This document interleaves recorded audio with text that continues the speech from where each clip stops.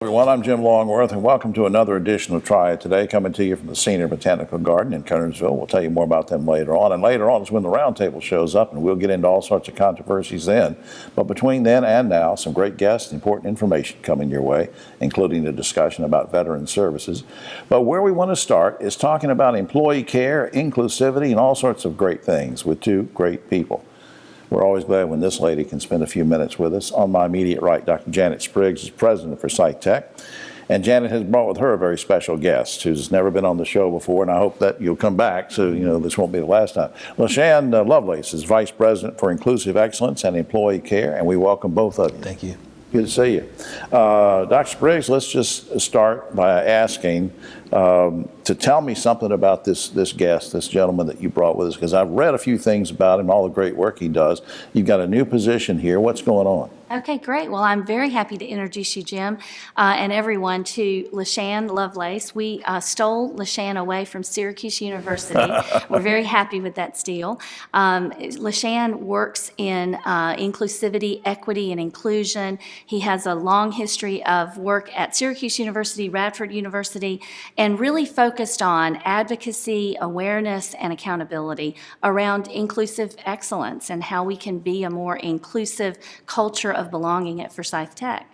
Well, but I'm curious though, Janet, why, when you paired up these two phrases, inclusion and employee care, into a title, into a program, why pair them?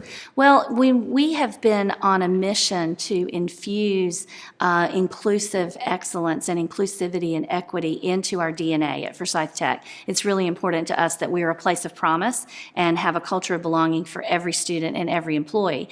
And so we had an opportunity to move this inclusion and equity work together with human resources. That's the employee care piece of that title. And it just seemed like a natural marriage and a natural fit, because we want our students to belong, but we also want our employees to feel like they belong as well. Absolutely. LaShann, why would it be important, not just for what you're doing at Forsyth Tech, but why is it important for any organization, any agency, anybody, to get involved with this kind of program? Absolutely. It's very important for places like Forsyth Tech and any organization to focus on inclusive excellence and belonging, because we all have a piece to this puzzle and we all have to fit and align in the work that we do. So understanding that what my needs are would be vastly different from potentially your needs, but having pathways forward for success, and we can acknowledge and track that success from a sense of belonging and how we encounter each other in our day-to-day work. How would you help somebody understand? You've already answered part of this, but if somebody said, wait a minute, I want to get LaShann's take on this. Mm-hmm. Equity and diversity. Sure. Now I'm going to pair those words on you. Mm-hmm. What's your take on that? What Absolutely. Does it include? So diversity is acknowledging our unique differences, understanding that we all have unique differences. We bring different things to the table. You mentioned veterans earlier, veteran status, someone who has a different socioeconomic background, et cetera. That is diversity. And we all come together in one space, i.e. organizations and employers. How do we enhance that? How do we engage and have those conversations? And when we talk about equity, we're referring to pathways to understanding that our needs are different, but we'll provide the resources to create those pathways for all to belong and success. Let me get personal with you for a second. Folks can look at videos you've done and go on, as George Bush used to say, the Google, right. and look up all sorts. You've just had a vast career, and I'm just curious, what attracted you to Forsyth Tech other than the president here? Right. Well, other than the president, just their mission and where we're striving to aspirationally go as a collective. I've been at institutions where we have these conversations around diversity, equity, et cetera, but Forsyth Tech has put it out front. They have vocalized, this is where we want to go. They don't just have a luncheon meeting about correct. it. So let's talk about this is something diversity. that is going to be ingrained in what we do. And with the support of Dr. Spriggs, we plan on getting there. Where are you going to take this? Where are we going to be with it? Well, we're going to be truly living up to our tagline. We spent a lot of time branding over the past couple of years, and we have indicated that Forsyth Tech is a place of promise. That place of promise, mission, and focus is for everyone, every student. So we're going to make sure that no matter who you are when you come to Forsyth Tech, you have equal and equitable opportunity to succeed and to create a better future for yourself. I just think that's great. Up on the screen, I want people to check this out. The website is forsythtech.edu, forsythtech.edu. Lots of good information about the course offerings, about the college, and I hope you will check that out. And I just applaud both of you for what you're doing with this, not just this program, but overall. Thanks for doing this. Thank you so much. Appreciate it. We'll be right back. Now on Triad Today, let's talk about veteran services, shall we? We have two very special guests who are going to help us through that. On my immediate right, Lisa Barlow is Manager of Regional Career Connections and Goodwill Industries of Northwest North Carolina. And Donna Robertson is here. She's a Veteran Services Specialist, and we welcome both of you to the program. Thanks for doing it. Thank you for having us. Donna, I'm going to start with you. We're going to be rude to Lisa for just a second. We'll start with Donna. Just quickly, I mean, what's the overall mission of the Veteran Services Program for Goodwill? What should people know? So at Goodwill, our Veteran Services Program, we partner with a network of community agencies, and we provide support to veterans and their families. What we like is to provide training. We also provide resources for housing, medical access. So there are a lot of agencies that we partner with that we want to make sure that our veterans get the very best care. And when you talk about that, when you talk about services and resources and stuff, you mentioned a few of them. I mean, what do I do if I'm a veteran or in the family? I mean, are you thinking like, well, I mean, we're a little short of cash. What do we do about medicines? What do we do about housing? I mean, what do you tell folks sometimes? Well, again, we have agencies in the community that we partner with, and we would refer those veterans and their family members to those agencies, and those agencies can provide food, housing, if there is like an electric bill or something that they need assistance with, then those partner agencies will help them out with those services. But I can go through you first because I know you, and then you can sort of steer me in the Absolutely. right way. Lisa, how's the pandemic? I know we're all tired of talking about the pandemic, but it's still with us and it's still bad. And how has it affected the demand for services? Yes, so throughout the pandemic, we continued to serve our veterans and military families. And we had to adjust our services and increase and expand the way we serve people. So our virtual services could be anything from connecting with our participants through Zoom or FaceTime, email, by phone or text messaging. Be able to stay in touch with them. Is there a cost for veteran services through Goodwill? Do I pay you a fee or? No, so our Veteran Services Program, along with all of our other programs at Goodwill, is funded by our retail stores. So what that means is if you shop or you donate at our retail store, that money is then rolled back into the community, and we're able to provide the services at no cost to the public. See, that's the real important point that I always try to emphasize when we're gathered together with some of the good folks from Goodwill. People say, well, what does it matter whether I take my things to, discarded items or whatever to Goodwill or somebody else? Take them to Goodwill, drop them off. They're going to take those items that you donated that you don't need, and they're going to put them in the stores and sell the items, and the profits are going to go into programs like this so that they don't have to charge a fee. It's workforce development. It's helping the community. It's helping everybody. Well, anyway, that's my preaching for the day. But before we lose time, Donna mentioned about families. So if it's a wife who served as a veteran, I'm assuming you're going to be there to help the husband, the children, whatever, right? Absolutely. So all veterans are eligible for our program if they've been out of the military for a while or they're just now transitioning, and also their spouses and dependent children that are 18 years and older that live in the home with a veteran. Covering the whole thing. All right, up on screen, careersbygoodwill.org is where you need to go for information about this. And please do that. Don't hesitate. Don't wait. You need help? Get to careersbygoodwill.org. Get in touch with these good folks, just like Donna and I were talking about. Get to them first, and they will get you to the right place. Thanks for doing this, ladies. Yes. Thank you. Thank you for having us. And thanks for all you do for the community. It's really important. We appreciate that. Thank you. We'll be right back. Let's talk about young folks. Good topic. Two young folks with me right now on my immediate right. Carmelita Coleman. She's been on the program before. She's program director of something called Say So, an umbrella under the Children's Home Society. We'll tell you about that in just a second. And Calvisha Wilson is a program assistant for Say So. Welcome, ladies. Good to see you. Thanks for having me. Carmelita, let me start with you. Somebody's going to see your title on there. They're going to say So. What does Say So stand for?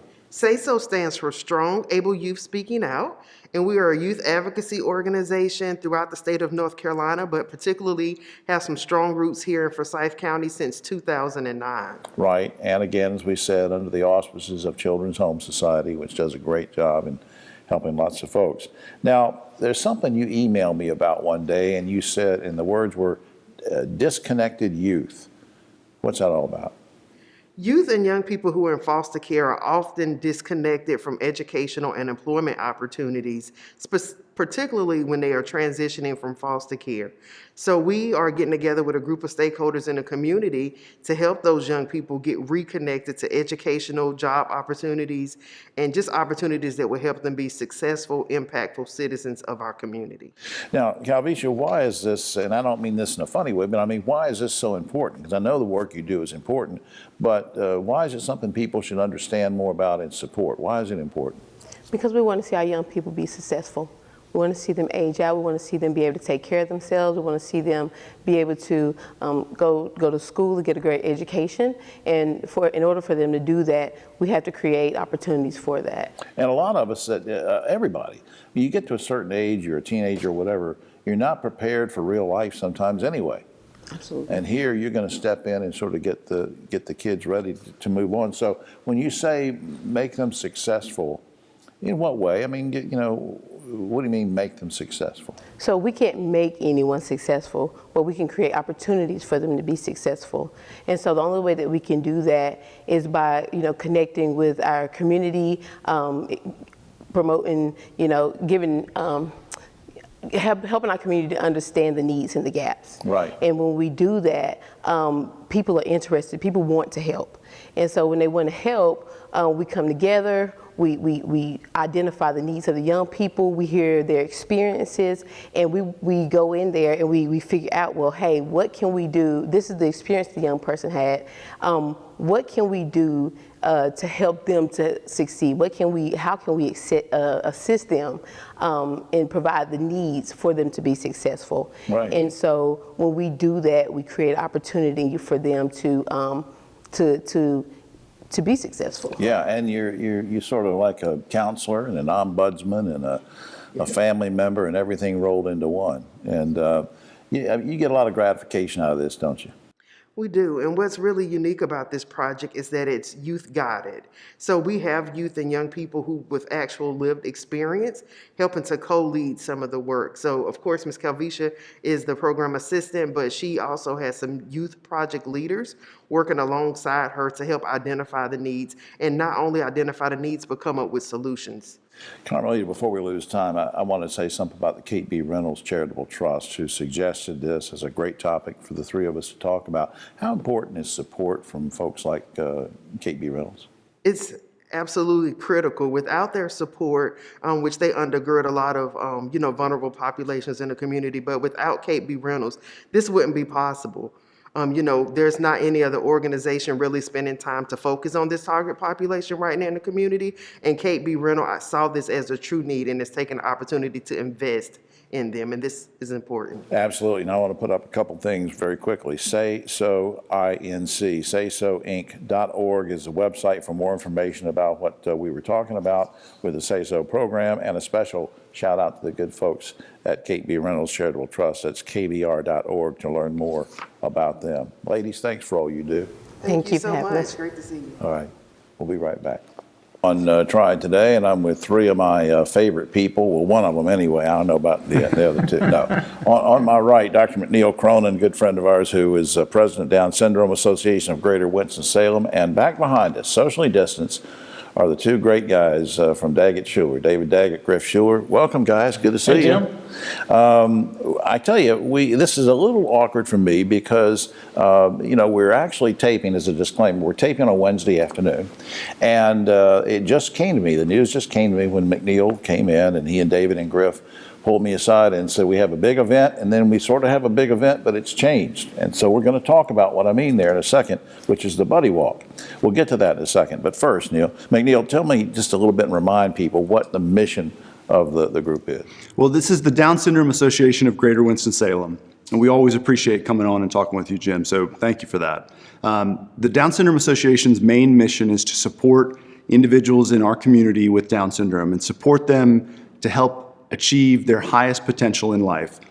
We do that by promoting acceptance and inclusion within the community. So it's twofold. We focus on our individual members with Down syndrome, but we also focus on advocacy within the community to help support those members, again, reach their fullest potential. And I know sometimes the parents have you guys to turn to, and it's a networking of care. And Yeah, we oftentimes make contact with families, at the birth of their child with Down syndrome, and sometimes even before that, at the diagnosis, if that's prenatal. Right. And we begin to give them support, provide information for them, and a message that you're going to be okay. It's a shocking bit of news to receive when you first receive it. But these children, to have them a part of your family, to have them a part of your life, it's an emotionally positive thing. And that's a message we try to get across to new families. And one way we can all support the mission, and David and Griff can talk about this, is normally we have the annual Buddy Walk. Mm-hmm. And of course, last year you sort of did a virtual thing because of the pandemic.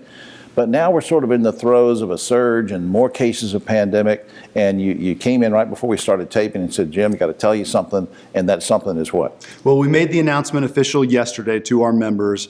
We at the Down Syndrome Association have been watching the COVID numbers locally very carefully these last few months. And June and July looked great. And we were very confident we'd have an in-person event. And then August hit. And the COVID numbers locally began to increase significantly. And we wanted to be cautious and careful with our membership, some of which have medical conditions that put them at higher risk for a COVID-19 infection and higher risk for hospitalization. So when those numbers began to increase, we made the cautious and I think right decision to switch again to a virtual event and keep our members safe. David, one way or the other, you've been involved with the association for a long time and the events, virtual and otherwise. Oh, I love it. We're usually out at West Forsyth High School where we have 1,000 to 1,200 people, and McNeil graciously allows me to MC the event, and I'm getting goosebumps right now, McNeil, because we just love it. But even though we're going virtual, this message of acceptance and inclusion is important, not just for the Down syndrome community, but during this political turmoil and COVID and everything else, for all of us and all of us in the community.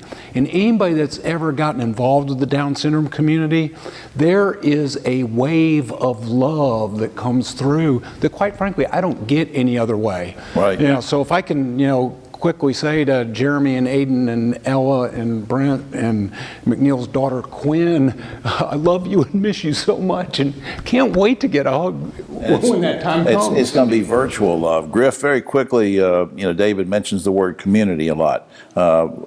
People can give money, they can help, they can support, whether it's virtual or not. But why is it important for people to get involved? Well, I think one of the things is the Down syndrome community in Winston-Salem is very close and it's very tight-knit.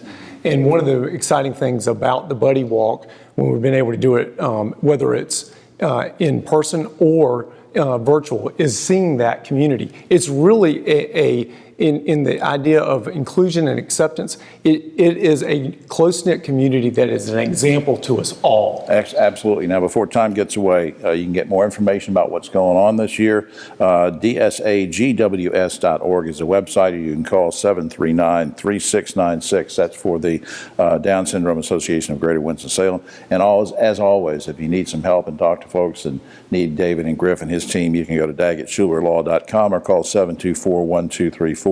Guys, I appreciate all your support. We're going to be giving virtual support and otherwise, and thanks for all your continued support, guys, for what you're doing. Thanks, Jim. Thanks, McNeil. Yeah, thank you so much, Jim. We'll be right back after this. On Triad Today, just about time for the roundtable, but a quick shout out to the good folks at Senior Botanical Garden. Their website is on screen. Visit that if you will, and visit the garden. Have your luncheons and dinners and weddings and everything out here. We all got married here, I think, to each other. It's on my right, but always the political left, Old Gilvin, the great broadcaster, and we've held over David Daggett from his earlier segment to be with us, and Keith Granberry, founder of Helping Hands Consultants. Guys, this first one will be a little touchy because we are actually taping on a Wednesday, as I've noted before in the show. So by the time people watch this on Saturday and Sunday, things may change. Well, let's talk about the Carolina Classic Fair for just a second. Will it be held? Will it not? If it's going to be held, under what rules? There's been suggestions means of voluntary masking, masking required indoors? Will we separate people on rides like roller coasters? Will we limit the number of people who can come into the fair until others leave? Quickly, your thoughts, Ogie, on what do you think should Why be not done? just show proof of vaccination for all adults and mask all the kids under 12 mandated? Don't And then let them let- in unless they're vaccinated with the vax card. And then let everybody in. Yeah, if you're vaxxed. All right, David. So I agree with Ogie that we should have it. Joshua Swift, the director of public health for Forsyth County, he had an interesting quote. It's safe enough to have the fair. It's dangerous enough that you have to have precautions. Right. The key is going to be in enforcing the precautions that we take. Whatever they are. And we need to do that. Keith. First of all, I don't agree with either one of them. Surprise, surprise. It's surprise, surprise. It's not safe enough to have a fair. This Delta variant is killing people. And until we get that under control, I think you need to pass on this year and make sure that next year, everybody who comes through is vaccinated. But it's very difficult to do that. And sadly, we wouldn't even have to be talking about this if everybody would be courteous of others. If you don't take the shot, then wear a mask. Socially distant, do something. All right. According to a recent Washington Post poll, 70% of unvaccinated people say they're going to quit their job if their employer requires them to be vaccinated. Clearly, for this percentage of people, they don't care. They don't care if they get fired or not. So my question is, will it come to a point where we should prosecute folks who deliberately put others at risk of COVID, like we did with people during the AIDS crisis when somebody would deliberately infect somebody? Ogie. Well, you can't prosecute them for not getting the vaccination. That won't fly. Right. But if somebody intentionally knows they have COVID, get in somebody's face and cough or intentionally do something harmful, send them to jail. Mr. Attorney. Well, that law's already there. So that's a hypothetical in a way. And when push comes to shove, I don't think that percentage of people is going to quit their job over this. You don't. I just don't think that's going to happen. So I think in a lot of ways, that's a hypothetical. No, I don't think they should be prosecuted for not taking the vaccine. Keith. I don't think they should be prosecuted, but there is going to be a lot of lawsuits when people started losing their jobs. And if they want to really think about this job loss, go to South Africa where 45 or 50% of the population is unemployed right now due to COVID. Meanwhile, one more on this topic. A member of the North Carolina Symphony Orchestra has been banned from playing at concerts because she refuses to get vaccinated. Now, in this particular case, she said it's a religious objection. Guys, very quickly, who do you side with on that case, the member of the symphony or the symphony?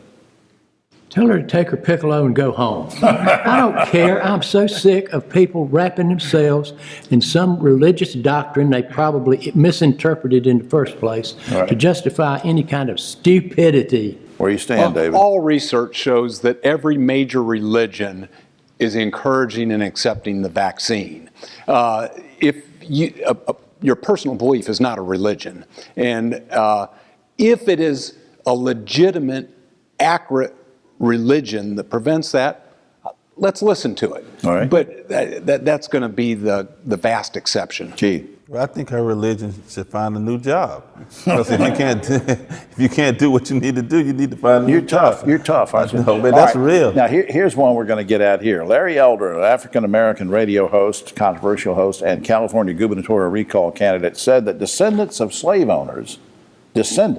white slave owners have a legal right to receive reparations because technically they lost their quote-unquote property after the Civil War. As crazy as this sounds, does Elder have a valid point? Ogie.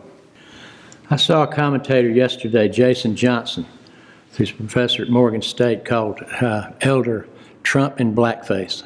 Yeah. That's all you need to know. This guy's never had a good idea in his life. He's wild. apparently. But you're He's the nuts. attorney, technically. Could that, I mean, what do you think? So you have the one side wants reparations because they were promised certain things and they were in slavery. Now you got somebody saying that I want reparations because you took this away from me.